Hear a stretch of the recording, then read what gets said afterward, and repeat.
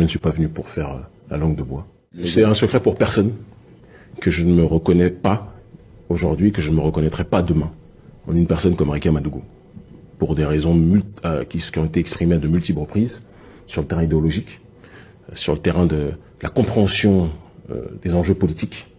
Les connexions de Mme Ricky Amadougou sur de nombreux points ne seront jamais les miennes. Dire qu'ils n'ont pas été dans une analyse suffisamment prospective. Soyons capables de dire les choses avec simplicité. Et donc il ne s'agit pas de victimiser l'opposition, il s'agit d'avoir un regard lucide sur ce qui se passe. Un certain nombre de réformes et de propositions de réformes ont été proposées par le président Talon. L'opposition a été dans une démarche de faire la sourde oreille pour des raisons qui leur appartiennent, j'ai envie de dire, et qui appartiennent à l'opposition. Aussi en capacité de dire que l'opposition, en ayant systématiquement une démarche d'être dans l'attaque ad hominem vis-à-vis du régime et de ne pas reconnaître ce qui a pu être fait de bien par ce régime, a perdu du crédit aussi auprès d'une partie de la population. Je vais vous dire, j'ai fait partie de ceux qui ont critiqué de la manière la plus virulente possible le président Yahi Boni, lorsque le président Yahi Boni était à la tête de cet État. Je l'ai critiqué de manière virulente parce que, comme beaucoup de gens dans la diaspora, je n'ai pas aimé ce qu'il représentait, l'image qu'il donnait du Bénin à l'extérieur.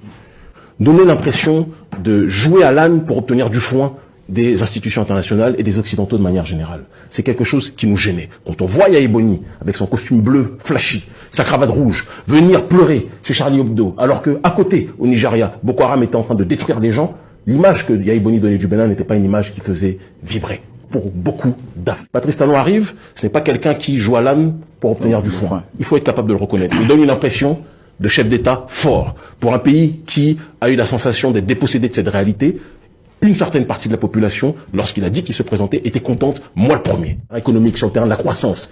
Aujourd'hui, on est devenu le deuxième pays en ce qui concerne la production de culture vivrière dans la zone de la CEDEAO. Ça, c'est le président Patrice Talon. Vous êtes capable de le dire. Je ne suis pas venu... Je vais même vous faire une confidence. Allez-y. Si je vous dis le nombre de personnes qui m'ont proposé, qui ont souhaité que je puisse déstabiliser ce pays, que je puisse, quand on dit déstabiliser ce pays, c'est tout faire pour faire des mobilisations contre Patrice Talon, etc. Qu'est-ce que j'ai donné comme réponse? Alors que c'était des sommes incroyables qui étaient proposées. Fait dans certains pays. Et on m'a dit, pourquoi Kémy, tu ne fais pas ça au Bénin? Parce que le Bénin n'est pas un pilier de la France-Afrique. J'ai beaucoup de critiques à faire sur le régime Patrice Talon. Je trouve que le régime Patrice Talon est encore trop proche d'un certain nombre d'Occidentaux, mais dire que le régime Patrice Talon est un pilier de la France-Afrique, comme le président Dramane Ouattara ou comme d'autres, ça serait ou comme le Togo, de Mme Ricky Amadougou, ça serait de la malhonnêteté chronale. Patrice Talon est quelqu'un qui, j'en suis convaincu, aime l'Afrique, aime son peuple.